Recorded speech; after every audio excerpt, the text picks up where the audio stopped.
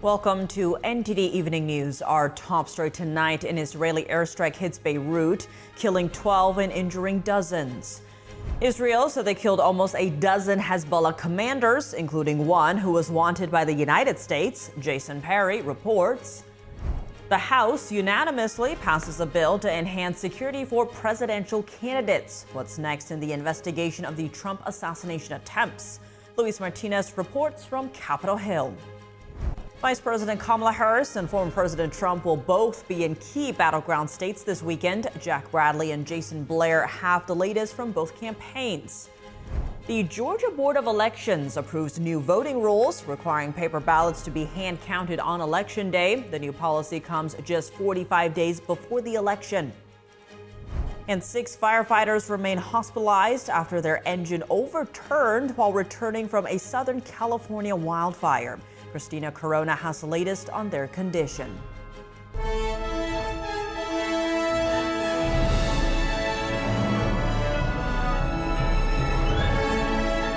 This is NTD Evening News. Live from our global headquarters in New York City, here's Tiffany Meyer. Good evening, and thank you for joining us tonight. An Israeli airstrike rocked Beirut, killing at least 12 people and injuring dozens more, according to Lebanese officials. Israel says they killed a high-level Hezbollah official and other commanders in the strike. NTD's Jason Perry has the latest. What looks like a scene out of the Gaza Strip is actually in Beirut, Lebanon's capital. On Friday, an Israeli airstrike killed at least 12 people and injured almost 60 others, according to Lebanese health officials. Soon after the strike, the Israel Defense Forces spokesperson Daniel Hagari gave this message. Today, we attacked the person responsible for planning daily launches, Ibrahim Akil, along with top commanders from the Radwan force. There are about 10 commanders who were killed. Ibrahim Akil was also wanted by the United States for his role in the 1983 bombing of the U.S. Embassy in Beirut that killed 63 people. And he was also wanted for his role in the 1983 bombing of the U.S. Marine barracks that killed 241 U.S. service members. Meanwhile, Lebanese residents now find themselves caught in the middle between Israeli forces and another Iran-backed terrorist group. We are not afraid for ourselves. We are afraid of the future, afraid for our children, the schools, all these things we are afraid of. War? I don't know if it started or not, but nothing is reassuring. It is clear that the two sides will not stop. And he appears to be correct, at least for the near future. On Friday, Israeli forces released a video of a Hezbollah terrorist who looked like he was trying to run for cover inside this building. Then Israel blew up the structure. And on the other side of the war, Hezbollah launched about 140 projectiles into Israeli territory, some of which were intercepted by Israel's air defense systems. Others landed in fields and caused fires. Residents in northern Israel also find themselves caught in the crossfire. I mean, 90% of the people of the Golan Heights don't sleep before 4 o'clock or 3 o'clock in the morning because of anxiety and depression. We don't live in security at all. On Thursday, Israel issued guidance for residents in certain parts of northern Israel, advising them to avoid gatherings and stay close to shelters. Jason Perry, NTD News. The House of Representatives has passed a bill that would increase Secret Service protection for presidential candidates. This comes as the acting Secret Service director updated the public on the assassination attempts against former President Trump. Our Washington correspondent Luis Martinez has more on this story. The House of Representatives unanimously passed the Enhanced Presidential Security Act, a bill requiring the Secret Service to apply the same standards for determining the number of agents required to protect presidents, vice presidents, and major presidential and vice presidential candidates. Congressman Jason Crow, the Democratic ranking member of the bipartisan task force investigating the first assassination attempt against former President Donald Trump, confirmed that the task force will be expanding the scope of its investigation. The task force has asked for additional resources because we want this to be timely. We're going to need more lawyers, more staff to conduct the investigation and do those interviews. And that does require a House vote to do it. Congressman Corey Mills, Republican from Florida, who leads an independent investigation into the attempted assassination of former President Donald Trump, was critical of the lack of transparency of the Department of Homeland Security and the FBI. If you have confidence in the task force investigation, you're conducting your own independent review of the assassination attempts. Do you have confidence that they're going to do a good job? Well, it's difficult for any independent investigation task force or even our Florida governor from doing investigations when you got the FBI and others who are unwilling to cooperate. There's information that still needs to be led, and that's why we're relying so heavily on our whistleblowers. U.S. Secret Service Acting Director Ronald Rowe held a press conference on Friday highlighting the need for the Secret Service to have additional personnel and also technical assets. The paradigm shift will be a driving force to move the Secret Service from a state of reaction to a state of readiness. And the vision is for the Secret Service to be more agile, with the ability to escalate protection to the highest levels for numerous protectees for undetermined periods of time. But in order to do this, we need additional personnel, technical assets, and equipment for the sustainment of immediate and future needs. The bipartisan task force in the House of Representatives will deliver its first report on December 13th. It remains to be seen if Congress will approve additional funding for the Department of Homeland Security, as Senate Majority Leader Chuck Schumer has suggested. Reporting from Washington, D.C., Luis Eduardo Martinez, NTD News. We are counting down to Election Day. Former President Trump and Vice President Kamala Harris are holding events in battleground states. Trump's attempting to win favor with Jewish voters. NTD's Washington correspondent Jack Bradley has an update on Trump's campaign. Former President Donald Trump took to the stage to denounce anti-Semitism at two events last night. He was in Washington, D.C., working to persuade Jewish voters to cast their ballots for him. Trump talked about how he worked to terminate the Iran nuclear deal, secure Golan Heights as part of Israel, and recognize Jerusalem as the capital of Israel and open the U.S. embassy there. Still, Trump says he's not the favorite among Jewish American voters, saying he's polling among them around 40%. And this comes close to the October 7th Hamas terrorist attack on Israel, which ignited the Israel-Hamas war. Instances of anti-Semitism have been on the rise since then, especially on college campuses. Colleges across the U.S. experienced a wave of anti-Israel protests in response to the war. In one of many cases earlier this year, Jewish protesters blocked Jewish students from attending classes at UCLA. The university faces a lawsuit alleging that they refused to assist them. Now, Trump also said that in the next few weeks, he'll visit Springfield, Ohio, and Aurora, Colorado. It comes amid reports of a surge in crime committed by illegal immigrants in those cities. Springfield has been at the center of controversy over claims that illegal immigrants there were eating pets. Now, city and state officials have dismissed those claims as false. And an update on Trump's D.C. criminal case. Trump's attorneys last night asked the judges for information about special counsel Jack Smith's team's views on presidential immunity.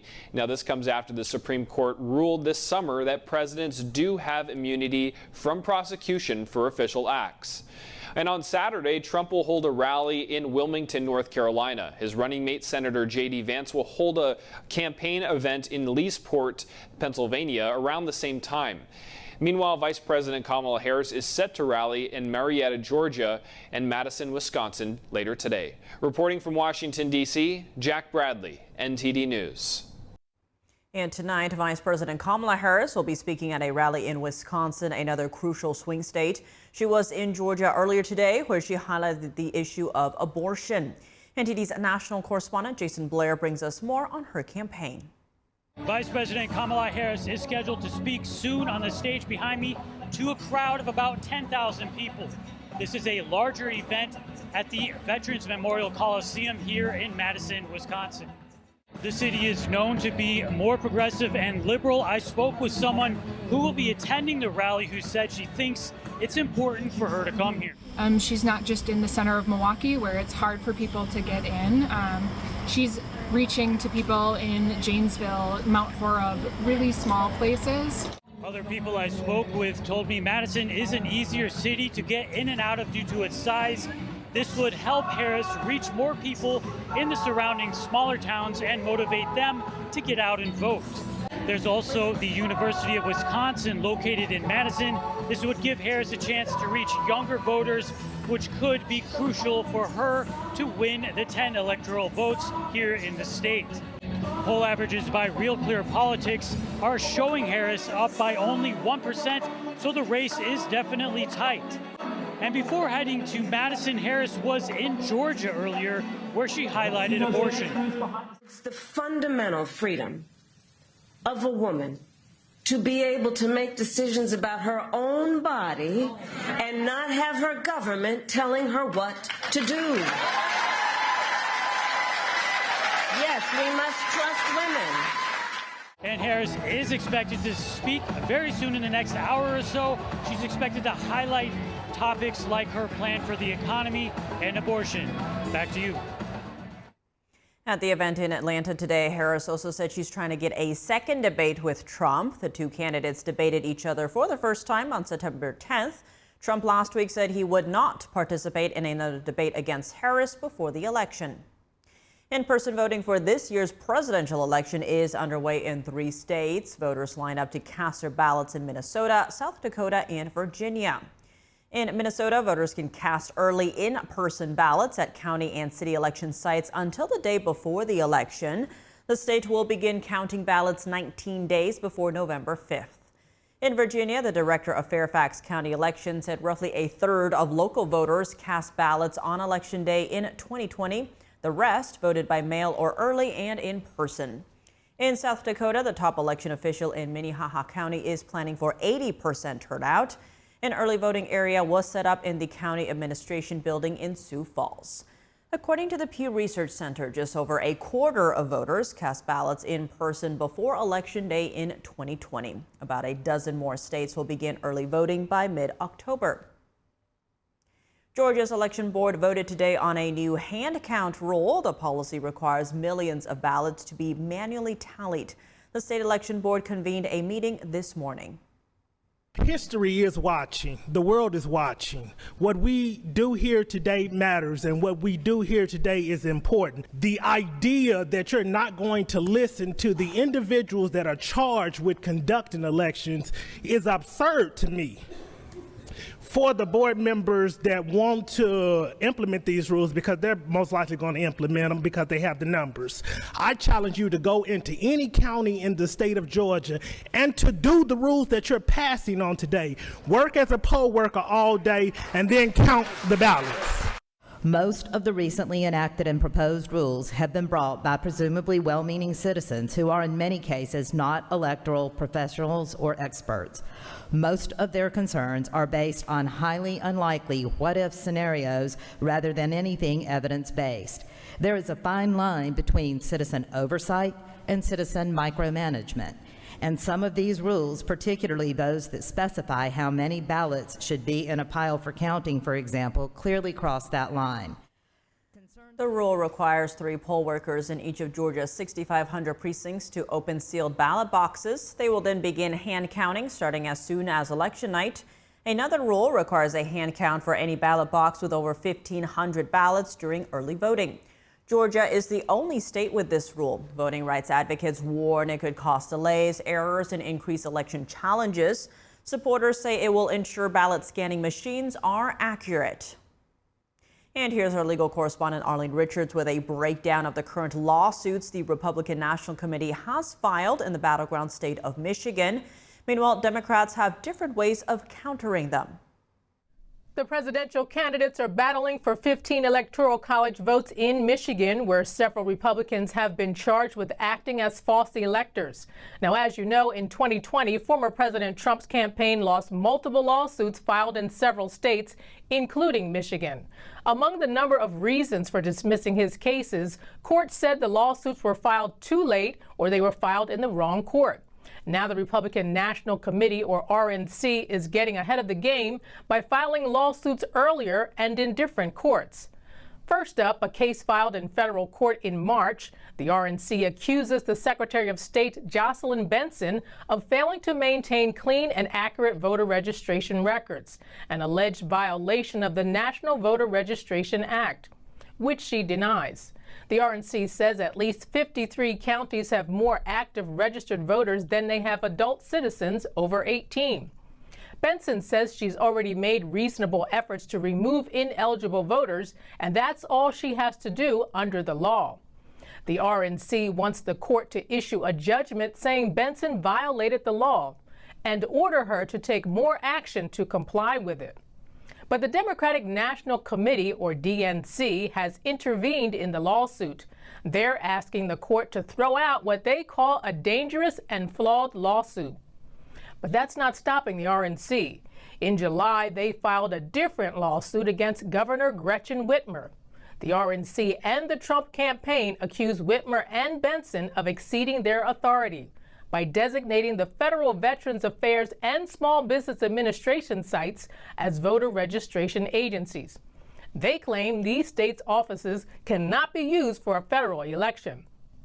And while that's going on, Governor Whitmer signed a bill into law that prohibits vote recounts based on election fraud claims. Under the law, candidates have to have a good faith belief that there was an error in the vote counting process that prevented them from winning. Turning now to our next RNC lawsuit filed last month, this one against the Detroit election inspector. Under Michigan law, there should be an equal number of inspectors from both parties. The inspectors are paid to assist with local elections at voting sites. The lawsuit claims the city hired 310 Republican inspectors and 2,337 Democrats. And finally, a bipartisan group of former Michigan governors have joined forces. They're combating attacks on voting and ballot counting in several swing states, not just Michigan. It's called the Democracy Defense Project, which includes officials from several states where Trump said there was election fraud. Their goal, to build trust in elections through radio and TV ads, media outreach, and local engagement. There are other lawsuits and pre-election developments in Michigan not involving the RNC, such as Michigan citizens who also filed lawsuits challenging voter rolls. Tiffany, back to you. The U.S. Supreme Court has declined a request from the Green Party to get Green Party presidential candidate Jill Stein on the ballot in the battleground state of Nevada. The Green Party argued its candidates were ripped from the ballot in Nevada because campaign workers used an incorrect form to collect signatures needed to ensure Stein's place on the ballot. In filings this week, Nevada election officials said it was too late to interrupt ballot printing for the November election because ballots for military and overseas voters must be mailed by Saturday under federal law. A lower court in the state sided with the Green Party. But the Nevada Supreme Court ruled this month Stein should be kept off the ballot. The state Supreme Court said the Nevada Secretary of State's office provided the Green Party with the incorrect form used in the signature collection process, which was a mistake. In California, the Orange County Fire Authority has provided an update on the firefighters who were injured in an accident Thursday night. All 8 were hospitalized following the crash. NTD's Christina Corona tells us more.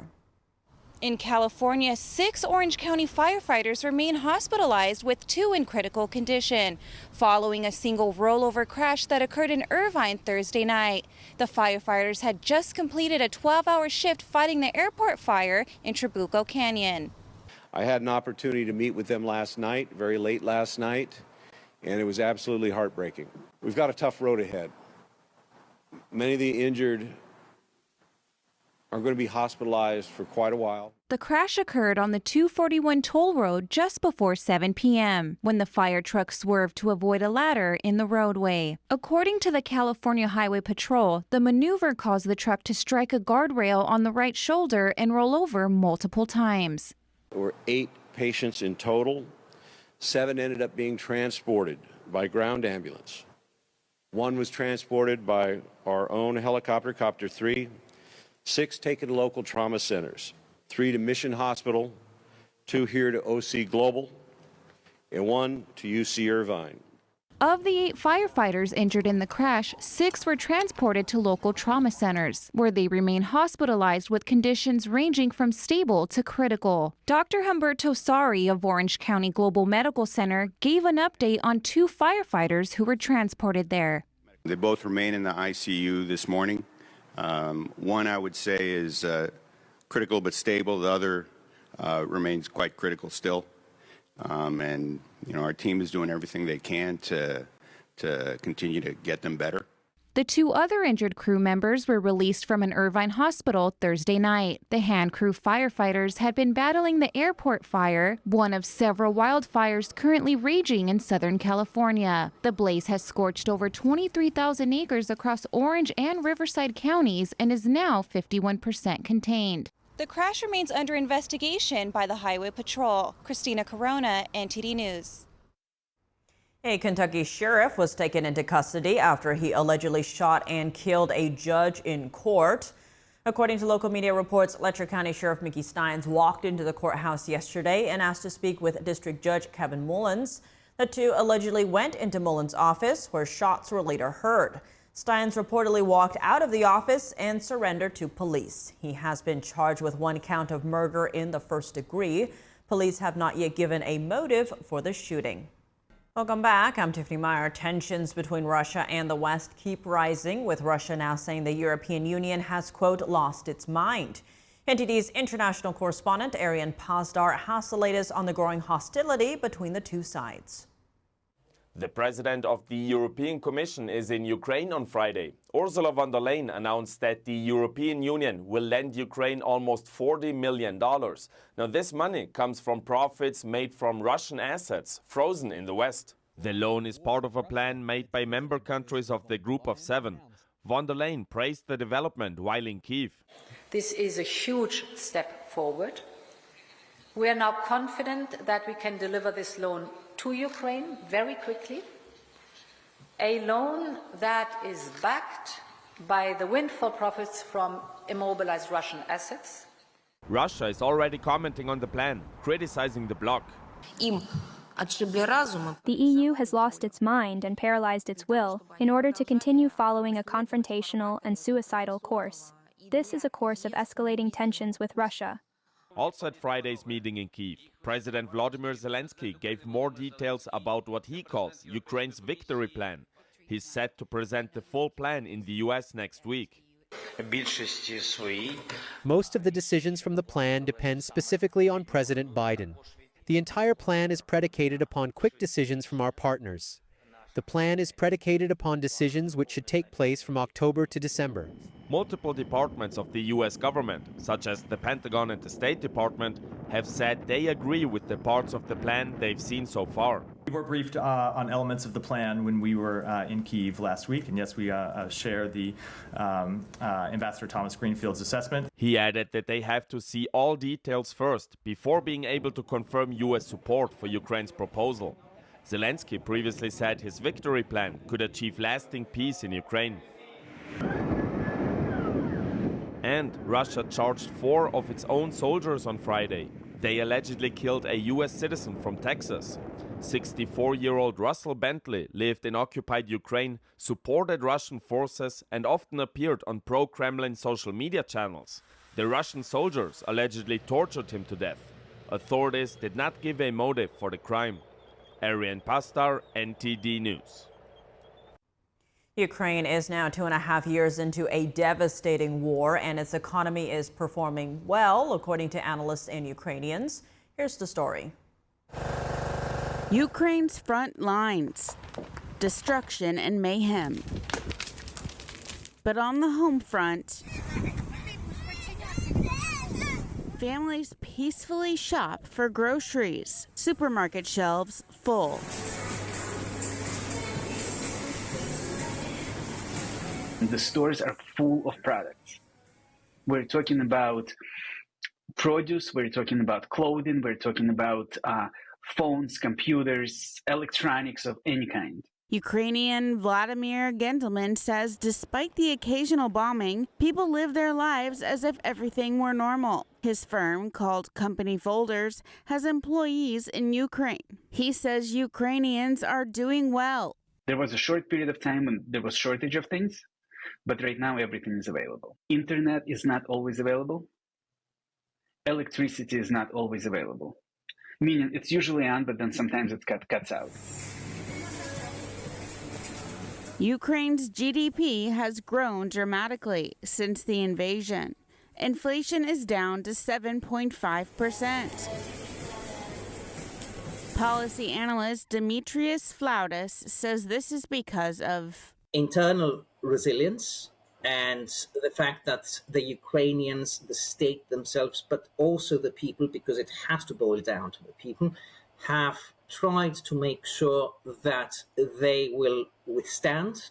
Flautas says some air raid sirens don't even bother some of the citizens, and that Ukraine's western half especially seems normal. Another reason. It has to do with significant financing from outside. There has been 240 billion euros that has been given to Ukraine from all donors around the world. Flautas says this money comes in the form of both military and fiscal aid. The EU just pledged a $39 billion loan to Ukraine on Friday. This loan will flow straight into your national budget.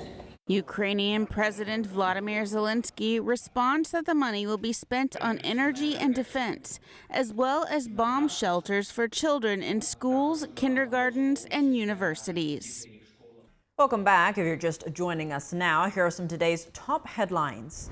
The Georgia State Election Board approved a new rule today requiring counties to hand count the number of ballots cast at polling places on Election Day. The decision comes 45 days before the election. Critics worry this could delay the reporting of election night results.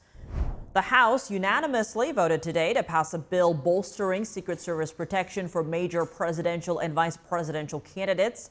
The move comes in the wake of 2 assassination attempts targeting former President Trump. Also today, the acting Secret Service director admitted a breach of protocol occurred before the first assassination attempt, saying employees will be held accountable. Israel launched a rare airstrike that killed a senior Hezbollah military official in Beirut. It was the deadliest such strike on Lebanon's capital in decades, with Lebanese authorities reporting at least 14 people killed and dozens more wounded in the attack. Joining us now to discuss the latest developments in the Middle East is retired Navy captain and national security analyst Armin Kurdian. Armin, thank you so much for joining us. Now, to begin, the IDF says it kills a senior Hezbollah commander in Beirut. This is the same commander that was wanted by the U.S. over the 1983 strike on the U.S. Embassy in Beirut and the bombing of the Beirut Marine Barracks, which resulted in hundreds of U.S. personnel dead. Now, how big of a hit is this to Hezbollah, and what does it mean for the region? Oh, good evening, Tiffany. First of all, it's bad news for bounty hunters because now nobody can collect that $7 million bounty the United States placed upon him.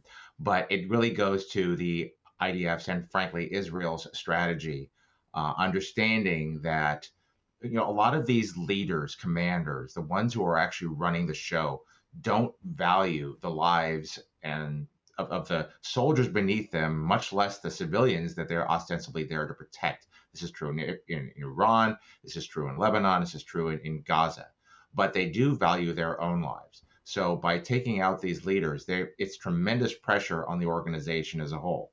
And as we've seen, Israel's response to Hezbollah, incredible coordination between their Secret Service, Shin Bet, and the IDF to essentially really dull the blade of Hezbollah that might have been thinking about striking Israel very heavily. I'm sure they're thinking twice about it and what impacts that they would actually have upon themselves if they were to strike Israel in force. And given the recent waves of attacks believed to be from Israel, today's strikes, the exploding pagers and the walkie-talkies, etc., what can we expect to see in response from Hezbollah? How likely will Iran get involved?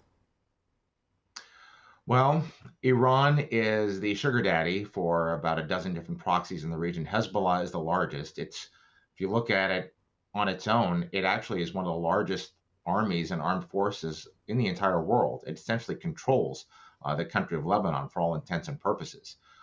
The response, it's going to be very interesting to see what happens. My guess is that Iran would tell Hezbollah to back off and throttle back, pull back its launchers, pull back some of its weapons, and appear a lot less threatening. Otherwise, Hezbollah runs the risk of being very seriously eviscerated by Israel.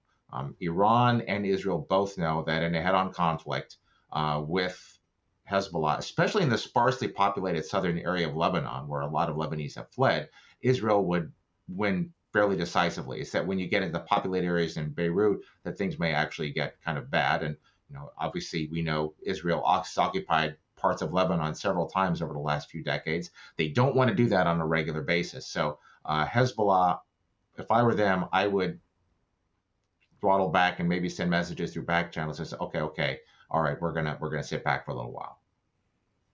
And Armin, switching gears to domestic news now, following the 2 assassination attempts on former President Trump, the Secret Service is in the spotlight. Now, Congress just passed a bill today that, if signed into law, would boost Secret Service protection for presidential candidates, affording them the same level of protection as the sitting president. What do you make of this measure?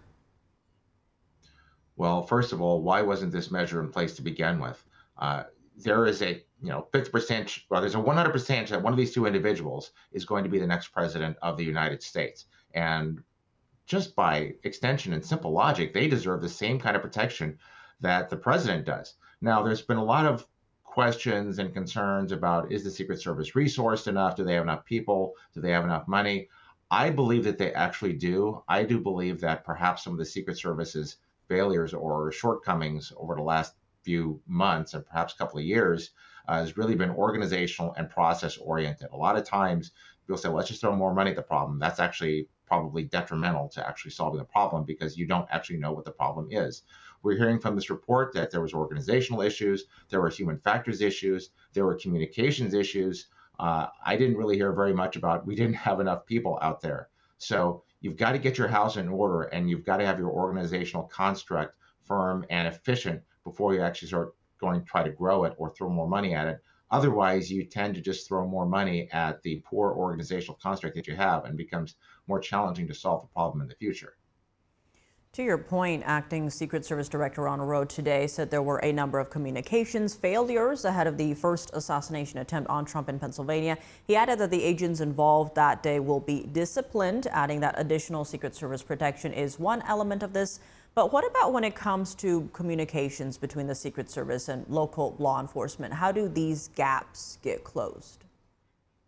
Tiffany, I'll give you an example. Let's say the Secret Service is coming out there, Donald Trump is coming out to Butler to do this outside door rally, and a couple of the folks at the Secret Service go out there are maybe a little arrogant, maybe a little disdainful of local law enforcement, says you work for us. So you're already, say, building a measure of mistrust. You're already building in a breakdown in communication and a mistrust so that anybody who might want to report to these Secret Service agents who are ostensibly in charge may not want to bother with it. Oh, I don't want to talk to this guy. He's a real pain in the neck.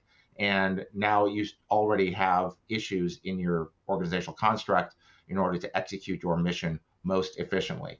Now, pretty much every time the president goes out, you have to have local law enforcement involved. Secret Service doesn't have enough people to provide all protection. So you really have to go in understanding that, hey, we need you. We're very happy to have your support and be very clear with the construct. But then at the same time, there could be laziness, there could be lackadaisical, there could be complacency. And you find complacency as a root cause of many mishaps and accidents that you see, for example, in, say, naval aviation. Folks get complacent, a procedure that wasn't followed that normally should be followed, and you find that it's one of the holes that lines up in kind of the Swiss cheese model when something really, really bad happens, when enough of the process actually breaks down. So again, I think they're going to look at a lot more training, a lot more discipline, and a lot more focus of effort to make sure that all the T's are crossed and I's are dotted when the Secret Service goes out there and deploys. But at the same time, we've also heard some issues about maybe the command climate within the Secret Service. We've heard issues about DEI perhaps being overly influential in hiring practices. So that's got to be examined. When someone's protecting the president, I don't care what the color of his skin is. I don't care if it's a man or a woman. I want to know if they can do the job. That is the only thing that matters. So all these factors are going to be involved, and it could be a couple of years before all of these problems are solved, but hopefully solved enough so that we don't have another attempt before the end of November 5th. Armin Kurdian, thank you so much for joining us. Thanks, Tiffany. Coming up on October 1st, vice presidential candidates J.D. Vance and Tim Walz are slated to go head-to-head on the debate stage. What are voters' expectations? NTD's Sam Wong was out at the National Mall in Washington, D.C. to hear from them. So what's your expectation for the upcoming vice presidential debate? That Vance will win. I expect them to get down and dirty. I'm expecting Tim Walz to do much better than J.D. Vance. My expectations are the moderators will not be impartial. I think it's going to be very entertaining. I think they'll both have some good, funny sound bites and some good, informative things for the people to know as well. It'll be pretty close in my mind. I think it will lean a little more towards the Republican side, but I think Walz will do pretty well. Well, I hope J.D. Vance does quite well. I just read up there Abraham Lincoln Memorial, what he stood for. And that's the people, all people. They can just explain the details of their role. If that happened, then everyone would have more clarity. I think it's going to become clear that certain candidates have a clear stance to make and others are just really involved with inciting some of the other problems that we're seeing. Do you expect this vice presidential debate to be as consequential as the presidential debate between Trump and Harris? Yes, it probably is. 4 years ago when Kamala was doing the vice presidential debate, people might not have thought much of it, but the vice president could be the future president in 4 years. Because I feel like it's just as important, if sometimes not more important. Well, undecided people might put the vice presidential debate weight a little heavier. If they are a little bit more lucid in their descriptions, then it would have impact because everyone would actually know what they stand for. It definitely won't be as consequential. I don't think either of them will have as much of an impact as we expect. No, I think the Trump versus Harris debate is much more consequential just because the presidency is much more important to the ticket. More information will come out from this debate that'll make voters understand a little bit about the actual partnership that they might be investing in or voting for versus the individual. Welcome back. I'm Tiffany Meyer. Microsoft has struck a nuclear energy deal. It's trying to harness clean energy to power its AI ambitions. NTD's David Lamb has more. On Friday, Constellation Energy, an American energy company, said it reached an energy deal with Microsoft. The tech company would get exclusive access to Constellation's nuclear energy from the revival of the 3 Mile Island nuclear plant. The CEO said they look forward to bringing it back with a new name and a renewed mission to serve as an economic engine for Pennsylvania. The nuclear plant would be renamed the Crane Clean Energy Center. Under the deal, Constellation will provide over 800 megawatts of energy to Microsoft for 20 years, which is enough to power 800,000 homes. There's been a surge in U.S. electricity demand for data centers needed to expand technologies such as artificial intelligence and cloud computing. Microsoft's VP of Energy said the deal will help decarbonize the grid and help the company to become carbon negative. Nuclear energy, known to be nearly carbon-free, has become a popular option for tech companies with uninterrupted power needs. Constellation plans to spend about $1.6 billion to revive Unit 1 of the plant, which it expects to come online by 2028. This requires state, federal, and local approvals. Unit 1 was retired in 2019 for economic reasons, and no U.S. nuclear power plant has been reopened after shutting down. A restart is expected to be costly and met with public and political opposition over safety and environmental concerns. Unit 2, however, would not be restarted. In 1979, Unit 2 experienced a failure and partial meltdown in one of the biggest industrial accidents in U.S. history. David Lamb, NTD News. And now for your sports news, we're joined by NTD's Dave Martin. Dave, plenty going on today, but let's start with Shohei Ohtani's performance last night, the first member of the 50-50 club that stolen bases and home runs. He did it in style. Yeah, 24 hours later, it's still all anyone can talk about. He breaks the season record by breaking the single game record. 3 home runs, 2 stolen bases last night. No one had ever done that before in a single game. And now he's top 50 in both of those categories for the season. No one had ever done that before. Now, I pointed out they have changed the rules a bit to encourage more stolen bases. The bases are a little wider and pitchers can't throw it out into the base to keep the runners close.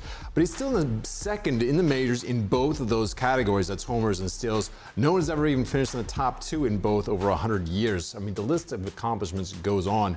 Lost in all that is the Dodgers won last night. Now, Ohtani set another record for most runs batted in a game with 10. They blew out Miami to clinch a playoff spot. Now, they're also in line to win the division. They're up 4 over the Padres, 6 over the Diamondbacks with 9 games left. Tonight, they will play at Colorado. Looking at WNBA news, the regular season ended last night with a single game attendance record broken. And again, it was a game involving Caitlin Clark. Now, would you say the attention she's received has overshadowed a great season by A'ja Wilson? Yeah, Wilson has broken the record for most points, rebounds, and blocks in a season. And it's hard to say that a 2-time MVP is flying under the radar. But with Clark and Angel Reese getting so much attention, I think it's a fair assessment. You know, Reese set a record, most rebounds per game average for a season. Clark, meanwhile, she set the record for most assists in a season. Business-wise, this has got to be the WNBA's best year ever. Average attendance was just under 10,000. That's a 44% increase from last year. Clark's Fever last night played in front of 20,000 fans in Washington, D.C. That set a single-game league record. I mean, overall, there were 37 games this year with an attendance of more than 16,000. Clark was in 32 of them. Just to show her pull with the fans. Now, Clark and the Fever will play the Connecticut Sun in the playoffs starting on Sunday. Now, in college football, we're at week 4 now, and the big game tomorrow seems to be another one with the reigning champion Michigan Wolverines, this time playing USC in a new Big Ten matchup. Yeah, they get another shot on the national stage just a couple weeks after Texas came in and really handled them pretty well. Now, this time, though, I will say it's a tough start for a new coach. This is Sharon Moore having Texas come in there, and now they've got USC. He is making a switch at quarterback. Davis Warren is out. Alex Orji is the starter. Now, elsewhere, we've not got another big game. Tennessee is playing Oklahoma, their first as SEC opponents. Now, SEC's coach, very familiar to Oklahoma fans. This is former Oklahoma quarterback Josh Heupel. Heupel led him to a national title in 2000 as a player. He was an assistant coach there for a while before being let go. Now he's one of the best head coaches in the country. And of course, I'm talking about Texas. They're #1 in the country, and they're starting backup quarterback freshman Arch Manning, who is the nephew of Peyton Manning and Eli Manning. So a lot going on this Saturday. Well, Dave, as always, thanks for joining us. Well, thank you, Tiff. We turn now to Europe, where human rights advocates have called on EU leaders to help end a decades-long persecution in China. This in tandem with tomorrow's International Day of Peace. NTD's international correspondent Malcolm Hudson has more from us from Belgium. Behind me here, 200 people are calling on European Union leaders to help bring an end to the persecution of the spiritual practice Falun Gong in China. Practitioners of the faith have suffered brutal repression at the hands of the Chinese Communist Party for over 25 years. And today, in harmony with the International Day of Peace, they are calling on politicians to help defend their freedom to believe. Drums and cymbals beat and crash as the marching band parades through the city, and a dragon follows close behind. Falun Gong, also known as Falun Dafa, is a peaceful meditative practice guided by the principles of truthfulness, compassion and forbearance. It gained widespread popularity in China, with some 100 million people practicing it in the 1990s. The head of the dragon dance, Tomek Kowalski, said he tries to live by the principles in his daily life. Oh, it's changed my life tremendously. As a family, living according to those principles, raising our 3 kids, it's been a blessing, basically. I'm really grateful for this practice because it made my life much easier. But while experiences like his are commonly reported, Friday's parade also highlights a brutal persecution. In 1999, the Chinese Communist Party launched a brutal persecution campaign targeting Falun Gong, which is still taking place today. Falun Gong practitioners in China are sent to jail, tortured and even killed for their faith. The Chinese regime goes so far as to use them as a living source of organs for transplants, killed to order and sold for profit. To do the dragon dance here, to draw attention from the public, this is the very right thing to do. For others, this appeal is more personal. Le Bin Ding's mother and father were detained last year. His father is still in prison. My father is a Falun Gong practitioner, has done nothing against Chinese law just because of his faith in Falun Gong. Now we don't really know how is my father doing. I'm extremely worrying about the fate and safety of my father. Thanks to his campaigning, the European Parliament earlier this year passed a resolution urging China to end the persecution and immediately release Ding's father. Board member of the International Society for Human Rights, Manyan NG, had an additional message for the EU. Remember, those people who give order to persecute such peaceful movement as Falun Gong, they are the same people who come to European Union and talk with you about trade, about cooperation, about the scientific exchange and so on. And Annick Pontier, a member of Belgian Parliament and of the Belgian Foreign Affairs Committee, said it's important more people know. A lot of people aren't aware of the situation that the Falun Dafa movement is in. The prosecution, the forced organ harvesting. And we should, as members of parliament, but also as a society in general, be aware of the unawareness of the situation. So we should strengthen that message. In particular, she says it's important the government is made aware of the danger Falun Gong practitioners face in China and hopes they can practice their faith in a free world and a free society. Malcolm Hudson, NTD News, Brussels. And that's all for today's news. For round-the-clock coverage, visit us at ntd.com or download our NTD app. Thanks for tuning in. I'm Tiffany Meyer. Good night.